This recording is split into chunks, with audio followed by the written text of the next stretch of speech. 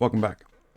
As we are laying the foundation for a consideration of the place of prayer within the realm of spiritual warfare, we have seen the importance of having a heavenly mindset in every facet of our lives. Over the past two meditations, we have been considering how Job emulated that mindset. In the face of great personal devastation, Job worshiped Yahweh. As a result of his great confidence in Yahweh's sovereignty. I can't imagine the turmoil that Job was going through on the inside, to have lost all of his flocks and herds and children within just moments. But the testing wasn't yet over. Today I'd like to consider the first 10 verses of Job chapter 2, beginning in verse 1. Again there was a day when the sons of God came to present themselves before Yahweh. And Satan came also among them to present himself before Yahweh. And Yahweh said to Satan, "From where do you come?" Satan answered Yahweh and said, "From going to and fro on the earth, and from walking back and forth on it."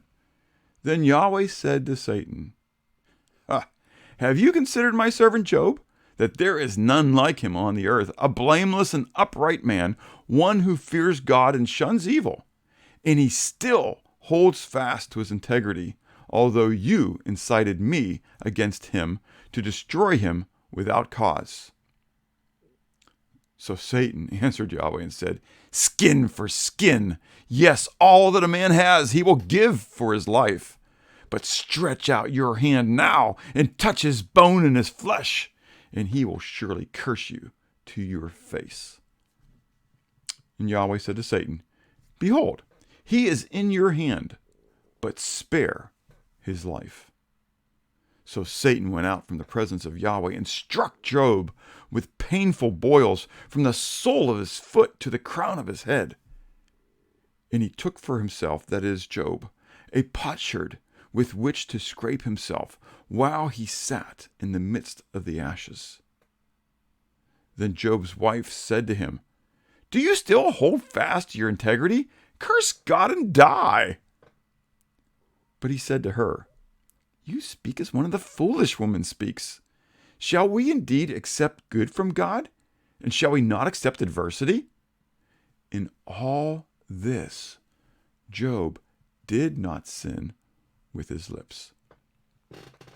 Note again that Satan was limited to only do to Job what God allowed. But also then note that God did indeed allow Satan to bring physical ailment and adversity upon Job. Painful boils from the soles of his feet to the very top of his head.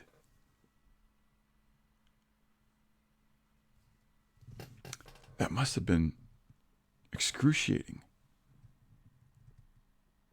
I can't imagine again what it would have been like to be Job in the midst of this trial, in the midst of this tribulation.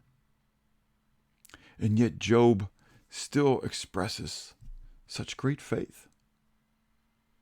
But what I want to focus on even more today is this exchange, the verbal exchange between Job and his wife. Many times in reading Job, we forget about his wife, or just paint her in a negative light. Do you realize that she lost the same things that Job did the first go around? And we don't read in chapter 1 that she complained or murmured. I'm sure that she had to be just excruciatingly grieved in her heart. I'm sure that she had to be tremendously devastated. Women tend to be more relationally based than men do. So I can't even pretend to comprehend the pain that she must have felt as the instant loss of all of her children was made known to her. But what we do know is that she did understand the sovereignty of God. And now, as she watches her husband become afflicted and inflicted with these boils, she again recognizes that God has either caused or allowed this affliction in his life, and thereby in hers as well. But sadly then, she begins to lose hope. She loses her focus. And as Job describes it, she begins to talk like one of the foolish women. We're told in Psalm 14, verse 1, "The fool has said in his heart, there is no God."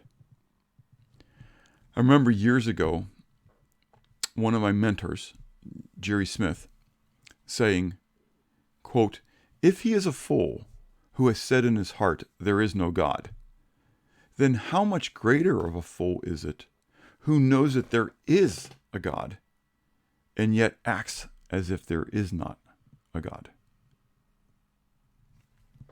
In the midst of the pain and the turmoil, Job held firm to his faith. In the midst of his pain and anguish, he ministers, if you would, to his wife by encouraging her, exhorting her, rebuking her to not think like the foolish woman, seeking to encourage her to be strengthened in her faith.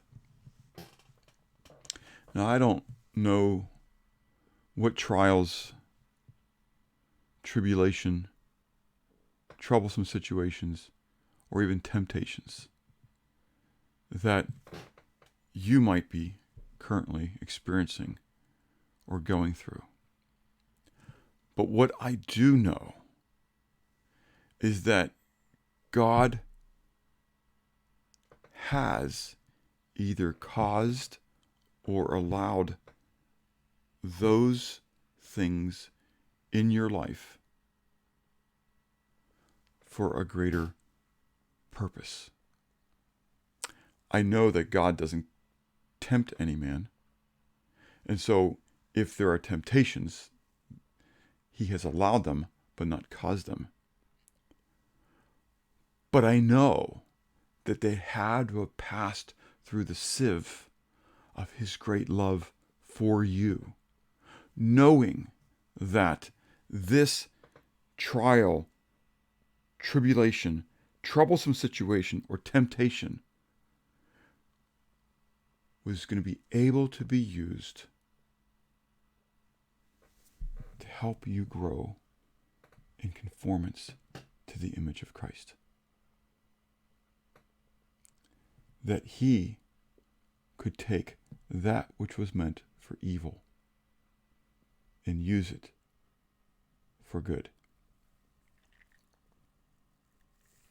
I want to encourage you today. Don't lose heart. Don't lose the faith. Keep the faith. Remember to whom you believe. Remember who God is and what he is capable of in his great love for you.